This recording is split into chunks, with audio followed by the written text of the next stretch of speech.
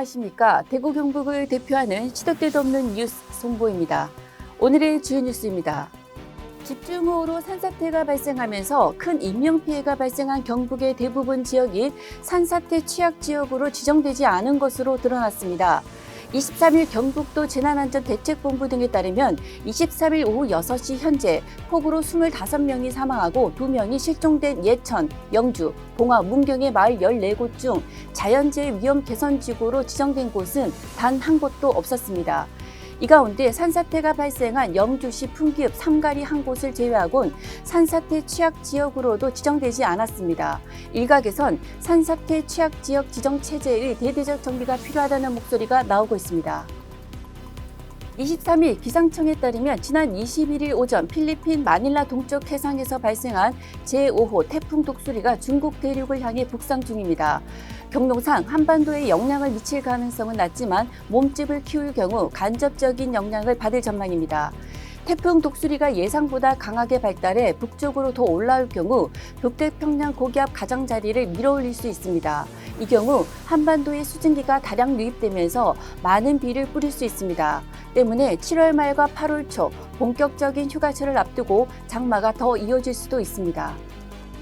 정체불명의 국제 우편물을 받았다는 신고가 대구와 경북에서도 109건이 접수됐습니다.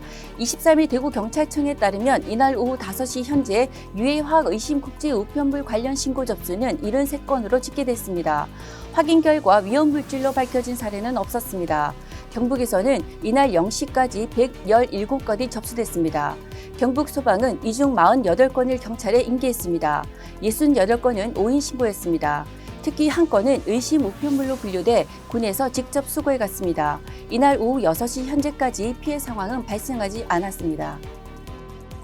대구 중구의회는 공직자 이해충돌 방지법을 위반한 국민의힘 소속 배태숙 부의장을 24일 윤리위원회에 회부할 예정입니다. 홍보물 제작업체 대표였던 배 부의장은 지난해 지방의원 당선 후 수유계약 체결을 제안받자 차명으로 회사를 세웠습니다.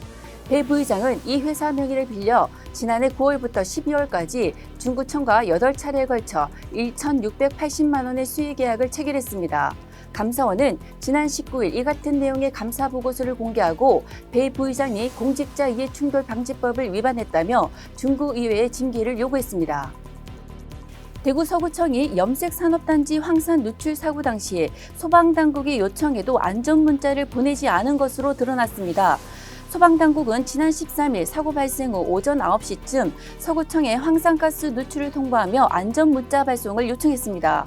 이후 다시 한번 미발송을 확인하고 재차 문의한 것으로 파악됐습니다. 서구청 관계자는 내부 논의에서 문자 발송이 주민들의 혼란을 초래한다는 이유로 발송하지 않았다며 조례를 제대로 파악하지 못하고 있었다고 인정했습니다.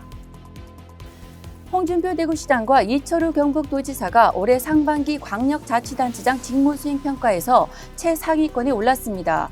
여론조사 전문기관 한국갤럽이 지난 1월부터 6월까지 전국 만 18세 이상 남녀 24,029명을 대상으로 2023년 상반기 광역자치단체장 직무수행평가를 조사한 결과 이 도지사와 홍 시장은 긍정평가에서 각각 61%, 59%로 2위, 3위를 기록했습니다.